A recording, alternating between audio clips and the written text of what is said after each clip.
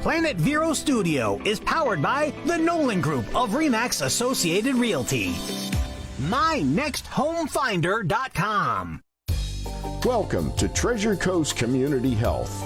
We have 8 locations to serve you better. Our staff is dedicated to help you and your family. Here's your host, Vicki Soule. And good morning and welcome to Community Conversations.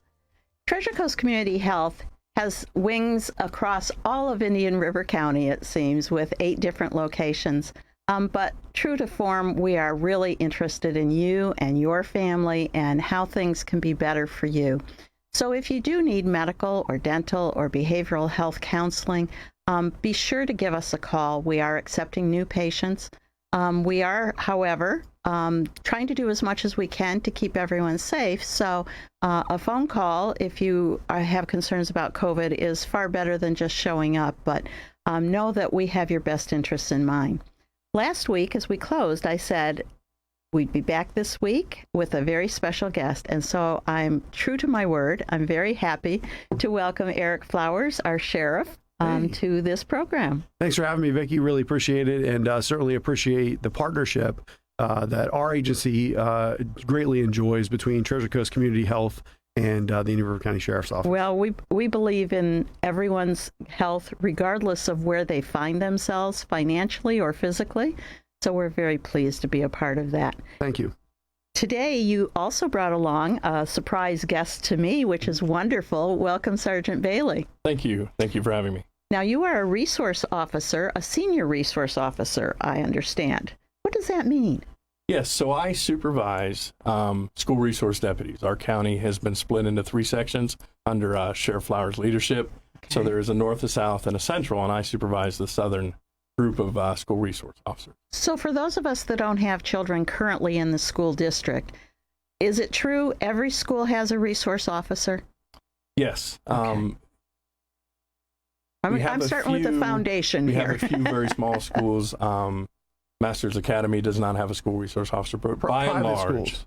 Those are private schools. Yeah, the private schools don't, other than St. Ed's. St. Ed's does have one, but by and large, yes, there's a school resource deputy in each school. And so I think jump in here. Yeah, there's an interesting thing that happens here. So St. Ed's pays 100% for a deputy to be there on campus during school activities. That's something that private school has chosen to do. Mm-hmm. And if our other schools decide to do that, and I believe the city of Vero has one, St. Helens as a full-time that they pay, and I don't know their contract, the way they've worked it out. Mm-hmm. But at the Indian River County Sheriff's Office, we cover, 21 schools, I think it is? We have 24 schools, and we have 27 school resource deputies, plus 3 sergeants and a lieutenant who are over that entire section. So you go back to pre-Marjorie Stoneman Douglas days. I was supervising the school resource unit at that time.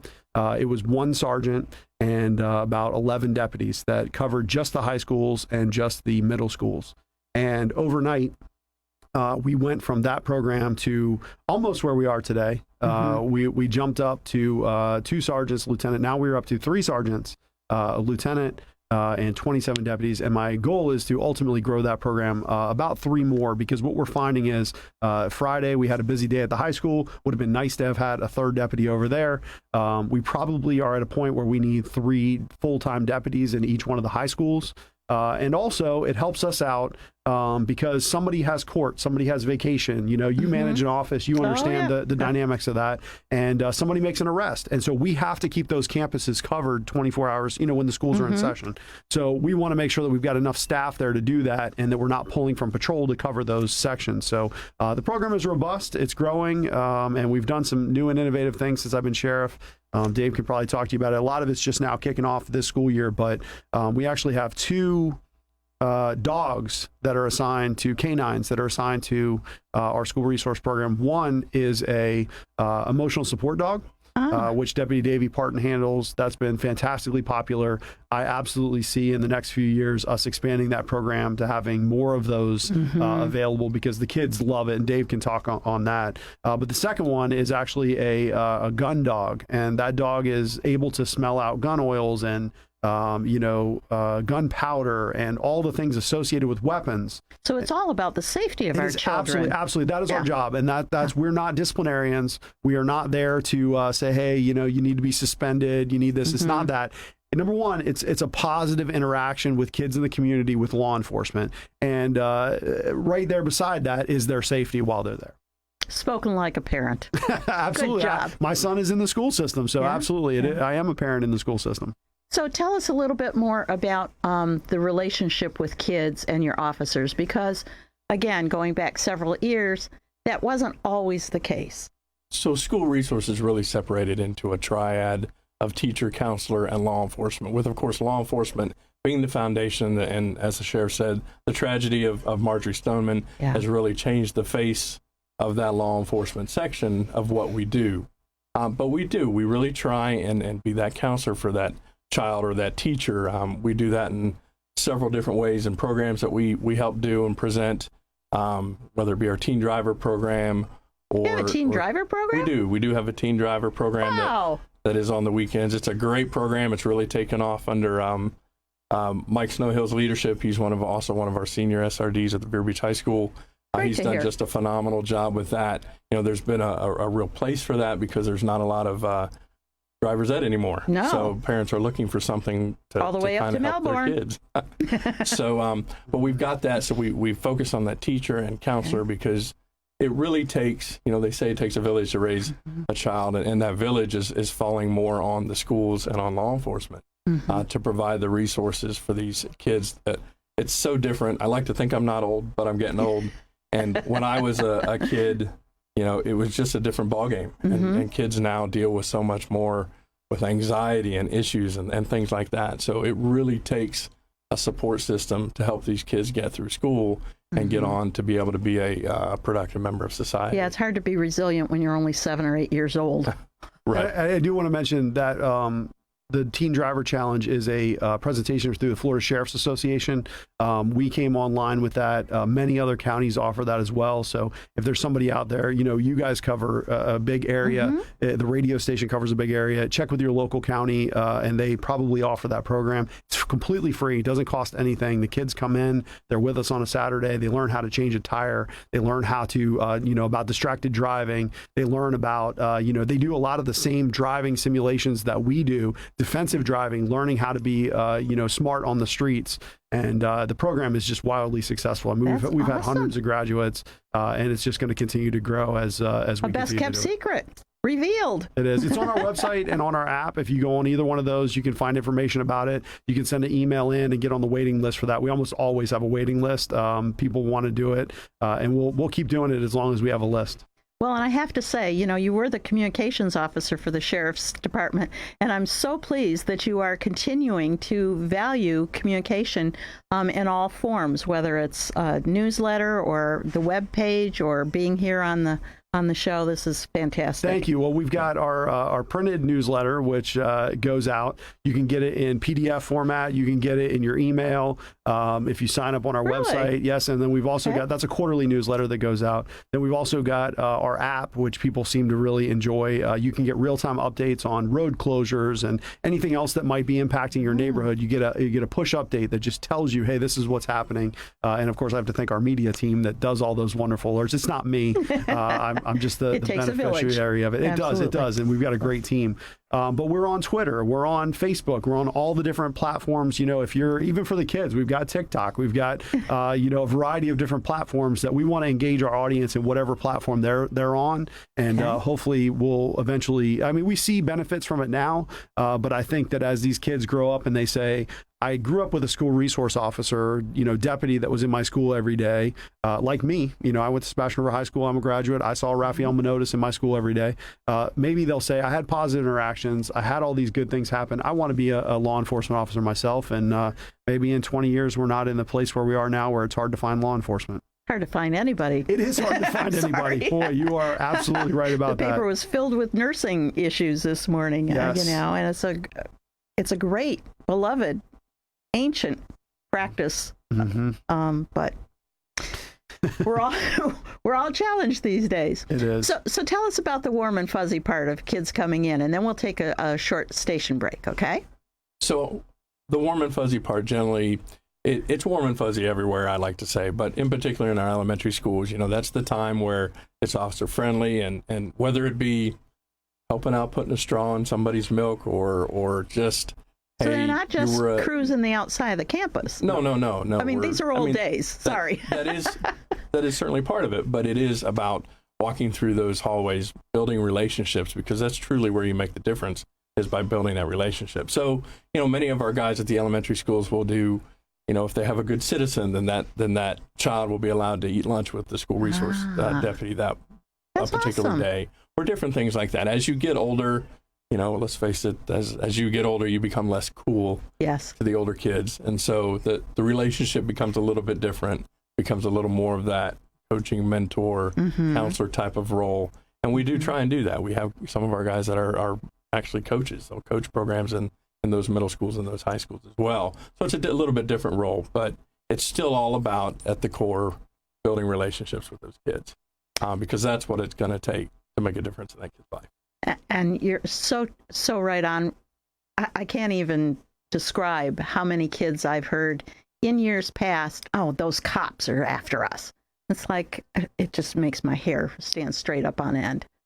That is certainly not our main function at all. Our main function is safety and security more than it is anything else. Do we need to do that sometimes? Yes, unfortunately. But it's about building that relationship and being there. Just like parents can't always be nice. Not always. So we're going to take a short break, and then we'll come back and we'll have more conversation about things that are going on since the school year just started, what you're seeing and what you've got planned. Sounds good. Great.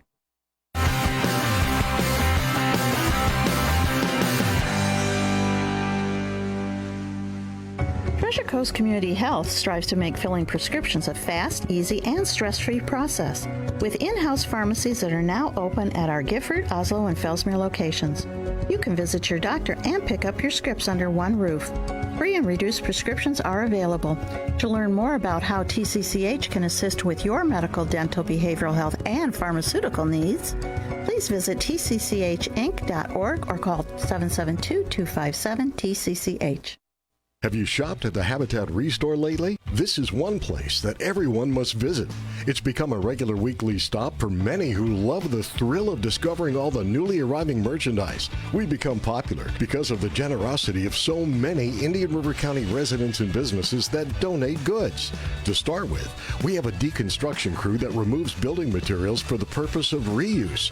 Through resale, the Restore continues to support the Habitat goal of serving families in our county. Of course, there's more to see. The Restore's massive showroom displays furniture for every room, all in great condition. Shoppers will love the layout, which separates departments including plumbing, home accessories, electronics, lawn and garden, tools, sporting goods, seasonal goods, and more. The Indian River County Habitat Restore is at 4580 North U.S. Highway 1, just north of 45th Street. Tax-deductible donations can be dropped off, or we'll come and pick them up for free. Online at irchabitat.org. Hello, residents of Indian River County. Please help stamp out recycling cart contamination by recycling right. That means no garbage and no plastic bags or plastic wrap in your blue recycling cart. Contamination could cost you money and your blue cart. So let's recycle right and recycle often. For more information, visit ircrecycles.com. Visit us at ircrecycles.com. Indian River County. Roll with us, recycle. And welcome back to Community Conversations. I'm Vicki Soule, the CEO of Treasure Coast Community Health, where we believe in health care for all, regardless of your financial, your physical, or your emotional status. If you need help, please reach out to us, 257-8224. Part of the reason I come on every week is because we can't do it alone. We are part of a wonderful community that partners. And so today, as I promised, we have Eric Flowers, our sheriff, and his Sergeant Bailey, talking about back-to-school types of things. There is no asset more precious than our children, and we hand them over every day so that they can learn, but we have them out of our control. And so it's really reassuring, I think, to know what's going on in the school systems. As Sergeant Bailey said earlier, it really is a partnership between the school counselors, yourself, the parents, and the child. Who did I forget? I think you got The it. community. Did I get everybody? And And the just the community at at large. Yeah, Right. absolutely. In terms of taking care of our kids during those times. So we have a lot of great programs. Dogs are now in the schools. Yep. Not all the time, but I guess they travel around. They do. Yes. Yep. Okay. And, I want to just focus on for a minute how we got to this point. 20 years ago, 20 plus years ago, when we started our school resource program, the county and the school district developed a 50-50 cost sharing. And at the end of the day, it's all taxpayer money. Taxpayer they don't care where it comes from, but the county pays for half, the school district, the state funding pays for half. Okay. And, that's what covers our school resource program. But, it So takes there's no money tree in your backyard either, eh? we haven't found it yet. We've got a big campus, and we keep looking for it, but we haven't found it yet. But we want to make sure that we recognize our partners. Sebastian Police Department has 3 schools that they cover, and Vero Police Department covers 3 schools. We cover the other 24 schools in the county, and it's a great partnership that we have with them. They come to our training. We reciprocate. We all have great communication amongst each other, and I just want to thank them for stepping up and covering those schools, because if they didn't, that would be 6 more schools that we'd have to cover, and it's hard enough challenging. covering the 24 that we have. So we greatly appreciate that partnership, just as we appreciate your partnership as well. Well, that's why I made the, tongue-in-cheek comment about the money tree, because we do all have financial limitations, our best laid plans. If something happens, we react and we use the funds as necessary, but that doesn't mean they're instantly restored. And so you're absolutely right. Partnering with those other locations is a huge deal. And it does extend the overlap. And I think sometimes kids, they may live in Sebastian, but we don't have hard fences, I guess, is the point. Bad guys don't see boundaries. People with healthcare issues don't see boundaries. They don't know about those things. Exactly. We do, because of the world we live in this government, quasi-government world. But people just want their healthcare. They just want to know when they dial 911 that somebody's coming to help them, and they don't care what color uniform they wear. Exactly. And you guys have done a fantastic job. So let's talk a little bit about some training. Okay, you talked about how they cover, and you guys train together. Do you do the bulk of that during the summer when school is, Dave, you want to talk about that? quote, out, when it's not? Over the last several years, so school gets out, and generally the first 2 full weeks of summer are encompassing our training. Okay. All the training that we're not able to get to because we can't leave the schools and all that sort of thing. We're doing some things a little bit differently for this coming year. There are some professional development days for the school district where there aren't kids on campus. So one of the things that we're looking to do is during that time, pull our guys away from the campuses and actually do a lot of advanced training. We've had several guys that have gone to instructor school for single officer response to an active shooter. So because the unfortunate reality is everybody's coming in an active shooter situation, but the one that's responsible, the first person on scene that's going to deal with that situation is that school resource officer. And it's really, he's going to deal with that thing or he's going to die trying. And we tell all of our guys, that's really the reality of being in this position. Because everybody's coming, but statistics have shown these things end in 5 to 6 minutes. It's going to be done before everyone gets on scene. So we really push that. How are you going to respond? You need to have the training. You need to have the ability with the different weapon systems that we have in order to stop that threat and protect those kids. And I'll tell you, last year we did a training at Storm Grove Middle School that was unbelievable. I don't think I've ever seen a training exercise to that level. We had the fire department involved. We had other police departments involved, and we replicated an active shooter incident on campus to the best of our abilities, and our folks responded amazingly. Fire did a great job. We've been working towards this full-scale training incident for several years now. We started with the tabletop, and we advanced into more training, more and more and more, and now we're at a point where when we do these trainings, we have to call the press and say, hey guys, this is a drill. It's not real, because it's that realistic when we simulate it. We get on the radio, we call out, this is what's happening. You got people screaming on the radio, you've got things happening. And so it was very intense. I got to see it from the sidelines. It's stress. It is heavy stress. Well, Dave knows, he was part of it. I participated in that. So from an inside view of that thing, it's just, you go over these things in your mind over and over and over again, and you have a plan. Yeah. But when it all comes down and it's all happening around you, sometimes those plans go to the wind, and you deal with what you have to the best of your ability. We do a similar type of drills, tabletop, real live things, everything from somebody collapsing and you don't know why, and rescuing their physical health, as well as active shooters and other things. And as soon as you start talking about active shooters, my stomach, as both a mom and a CEO, just clenched right up. So thank you, Eric, for unclenching it. Yes, absolutely. It's really reassuring sadly, to know. 2021, that's what we have to prepare for. That's the big event that we're always worried about on our school campuses. And I think that we have a great team that has prepared very well if anything does happen. This past week was the first few days of school. I have to say kudos to every campus, to every administrator. Every year, the drop-off process, you've got new parents coming in, the school resource deputies, you got new people assigned, new teachers, nobody knows how things work. And so true. It went off without a hitch. Friday was a little rocky. We had some stuff happen at the high school. But other than that, it was a pretty smooth week. And normally the first week is just chaos. Parents are complaining, traffic issues. I can't get into this school. I can't make a left-hand turn here. What do you mean I can't use my cell phone? Yeah, so it was relatively smooth compared to previous years. So kudos to the school district and all those school teachers out there, administrators, and our entire team for pulling it off. So I got a raised eyebrow when I said that about cell phones. So expand a little bit from your perspective. So recently we've put out some safety information to all of the, through social media so that people are aware of these school zones. And most people don't realize January 1st of 2020, it became a citable offense under Florida law to be using your cell phone in a handheld manner while traveling through an active school or work zone. Including picking up or dropping off your children in the school loop. Dropping off your children. So a lot of the parents are surprised to see that. But it's that whole thing of, hey, pay attention. You're in a school zone. There's kids walking around. Yeah, you got kids crossing the street and talking to their friends and not paying attention. But as cell phones have become more and more popular, there became a need for that. So that's one of the things we really strived for and pushed through our social media campaign on school zone safety, along with all of the other things.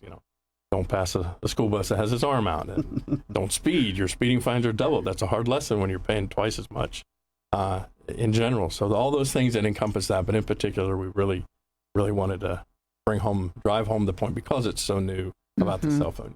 Okay. So the only other question I have is, this is all well and good for during the school time. What happens when the kids get out? A lot of parents are working. How does that work in terms of the safety plan, if it works at all, under the sheriff's direction? So we certainly recommend that every family have their own safety plan for after hours, that they know where the kids are going to be, that they have a plan of either a neighbor or a friend or family member that can check on them, that they have contact information. We recognize working parents, they're going to be kids who get let off at the bus stop, who go home, and they're going to be on their own. Please have somebody who randomly checks in on them. Have a spot check, a way to get a hold of them. You should be able to address those issues. And obviously, we're here. Our school resource team is here to support as well. If there's something we can do, we'll certainly do that to assist in any way we can. We also have great partner agencies like the Boys and Girls Club. They're available in every part of the county. So many others. Youth guidance, all these different groups. We would recommend that if you've got a situation like that, engage your children with one of these other nonprofits that can help.